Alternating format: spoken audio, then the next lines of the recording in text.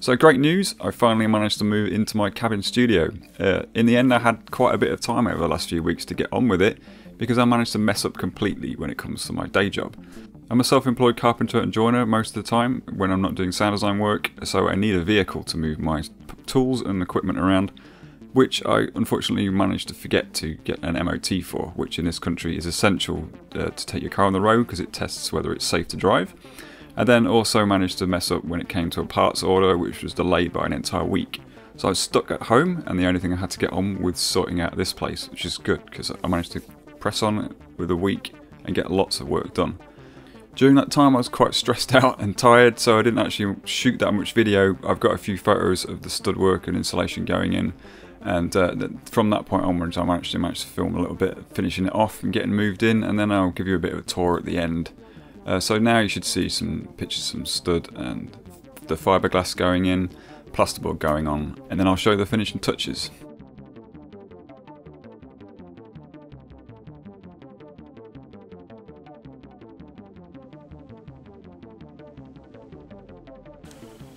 And welcome back to the cabin. Quite a lot has changed since I last filmed in here.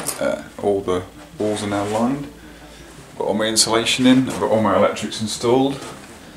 So sockets and everything is looking good. Just as a consequence of having the time, I've managed to crack on and I'll probably be in by the weekend. All I've really got to do is fill all these gaps, fill all these holes, mist coat, and then another couple of coats of white paint, get some skirting board on down the bottom, and then I can start moving my furniture in. It won't be completely finished. The windows won't be done yet. I won't have my secondary glazing in, I probably won't have a door or a door casing in, but as long as I can get stuff in, I'll be happy. Right, I'm just going to switch to a wide angle lens and we can have a proper look around. So different camera, so this might sound a bit different as well. Yeah, got plenty of room, which is going to be great. I'm actually going to be able to film things from a bit further away than like 2 feet, which is what I've been managing with so far. So here's the utility area. Putting a 45-degree doorway onto a pitched roof is fun. It involves lots of weird angles. I've never actually built one of these before, despite being a carpenter for 25 plus years. Carpenter enjoying it. Yeah, so this was fun. All nice and neat. So I've tried to keep my gaps in my plasterboard really tight because I'm just going to be filling and painting this rather than plastering it, because, you know, it doesn't need it, and it will finish quite nicely, I think. So this, again, we need secondary glazing, and there's plug sockets everywhere because that's what we need. Plug sockets absolutely everywhere. Speaking of which, all the earthing cables in these need covering with what's called earth sleeve. It's like a little tube that goes over the bare copper conductor, but I needed maybe 2 or 3 meters, but what's it available in? 100-meter lengths, so I've got an awful lot of that left over, so I don't know what I'm going to do with that. Put it in a drawer and forget I own it. And because that's what I did with the last lot, because I can't find it. I'm sure I've got some more. So the lights need fixing to the ceiling and lots of other things need finishing off, but yeah. So I did mention in a previous video I was thinking about double plasterboarding this to match the specs for the insulation that I've used, but I decided to go with a single plasterboard thickness. My thinking behind this is that spec was designed for soundproofing primarily, that is to stop the sound from escaping from a space. Whereas actually I think that would cause problems with sound treatment, which is a different thing. So if we create a surface that's too hard on the inside of the building, we're going to basically turn it into an echo chamber. And at the moment it's quite lively anyway. It should die down a bit once we get furniture in here. So I didn't want to overdo it. I'm kind of compromising a little bit on soundproofing the other way. So noises from neighbours will be able to get through the walls a little bit. But it is a lot better than it was. I can't hear the birds singing in the tree, which is like up here.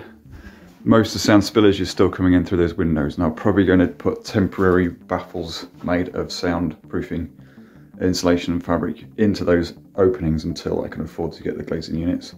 Which I can't because my budget's stretched because I've messed up on work. So Never mind, it'll all come right in the end. Just one more small detail. There isn't yet enough screws in these bits of plasterboard. They need doubling up because they aren't quite fixed properly. I just tacked everything in case I wanted to move stuff, or maybe I wanted to get to a cable. But now I'm sure all the electrics are working, I'm going to go double up all these screws. So just imagine this times several hundred. And that's what I'll be doing this morning. So fast forward to the end of the day, I've got all my screws in, got all my holes filled, and I've also managed to get what's called a mist coat on, which is just a first sort of primer coat onto the plasterboard, which soaks in and gives us a good base to work on later. That does tend to flick all over the place because it's very thin, which is why my hands are absolutely covered in the stuff. And I've tried to sheet down as best as possible, but there has been a few casualties. I've managed to get paint all over my other camera because it wasn't quite covered up properly.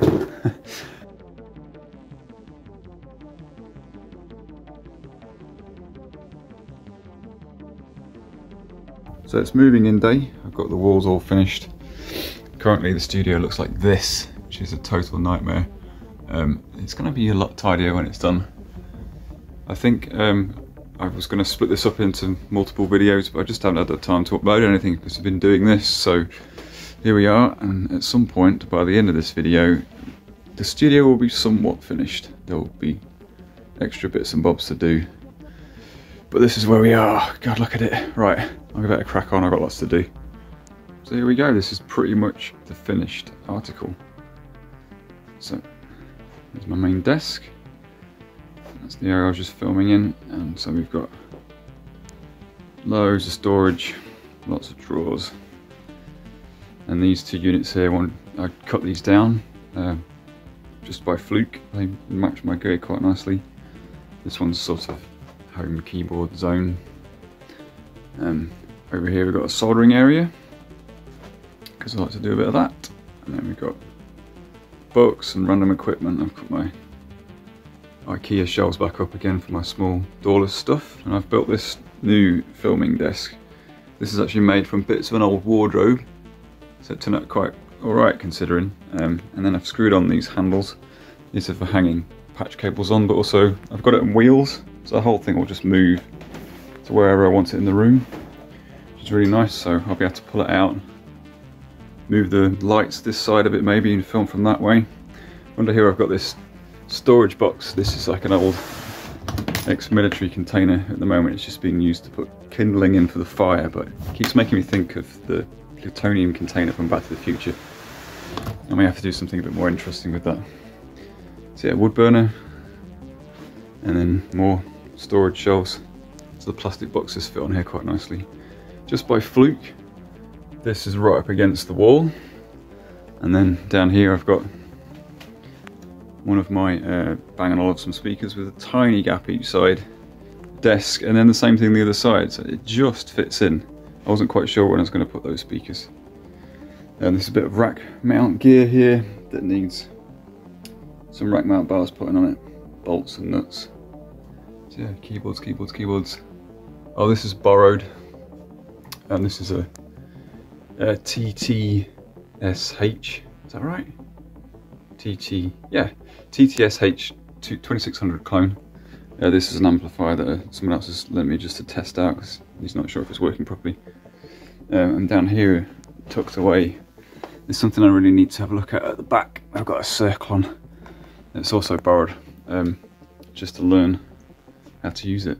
So yeah, so this is my really quick and lazy solution to the single glazing. I've just shoved a bit of the insulation in the holes for now, until I can afford the glazing units. What I'll probably do is take those out once the glazing unit's in and just sort of cover them properly and use them as like portable bits of acoustic treatment, because it's always useful.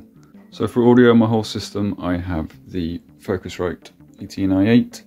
At the moment I've got this old M-Audio Firewire device just chained on SPDIF just to get a couple of extra channels. But I've got a Behringer ADA 8200 on its way, which is an 8-channel to ADAT converter, and I should be able to have that on this desk hopefully, which will give me 8 channels over here, which is really nice. One other thing is the utility room ended up being quite nice, just with a few shelves bunged in it. It's very untidy. These boxes aren't staying. It's a bit tight at the moment. But yeah, worked out really nicely. And here is my gigging equipment just dumped in the doorway. And that's it. So not quite finished yet. I've got some acoustic treatment to make. I'm going to build that from the same 2-inch thick Rockwool that I put in the walls. I'll do a whole extra pack, so I've got enough to make a cloud to go on the ceiling and then a few bits around on the walls. Obviously I've got a door to fit and bits of trim and then the windows and stuff to sort out. So maybe I'll give another tour at some point in the future when it's completely finished, just to show the acoustic treatment. In fact, I found a really good video by Adam Audio showing how to make your own acoustic panels and how to fit a cloud on the ceiling. So I'll share that in a link below. So I really hope you found this video useful, and please like and subscribe to the channel if you did, and leave us a comment below. Thanks very much for watching.